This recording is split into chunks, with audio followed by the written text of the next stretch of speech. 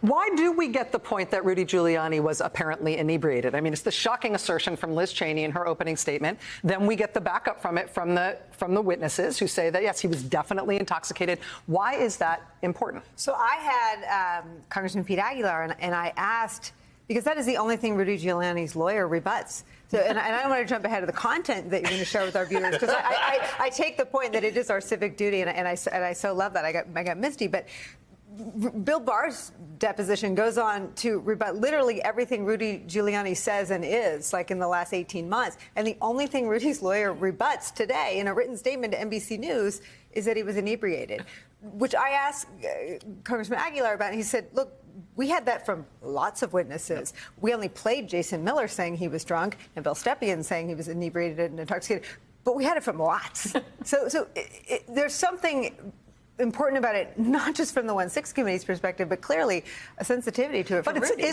But Lawrence, is it ad hominem? Is it just, hey, Rudy Giuliani's not just a weirdo on TV, but he's got a drinking problem too? Or does it matter in terms of what Chris is describing, in terms of Giuliani apparently being the only other person that was pressing for the president to do this thing? It is as relevant as your condition when you're driving a car.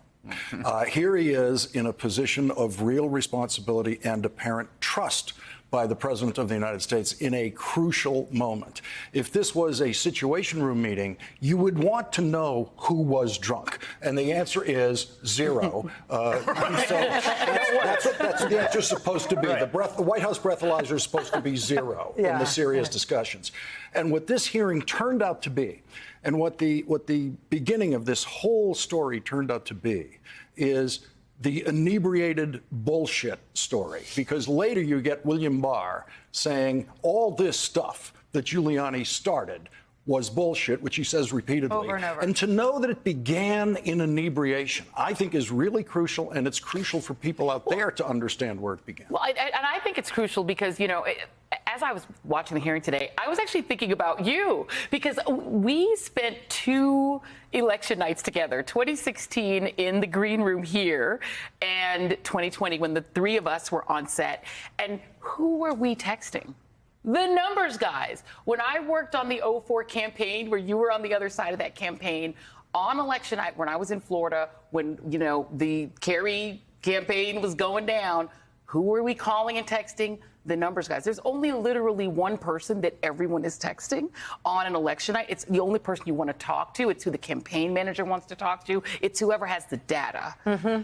And I think the reason it's important that Rudy Giuliani was apparently inebriated is the only person Trump wanted to listen to was the drunk guy. Correct. Yeah, not the numbers guys. Not the numbers guys. And so it shows that he wanted to hear what Rudy had to say. And so he was willing to ignore the only person anyone involved in a campaign is texting or calling or wants to talk to. He just wanted to talk to the drunk guy to tell him what he wanted. Stepien later said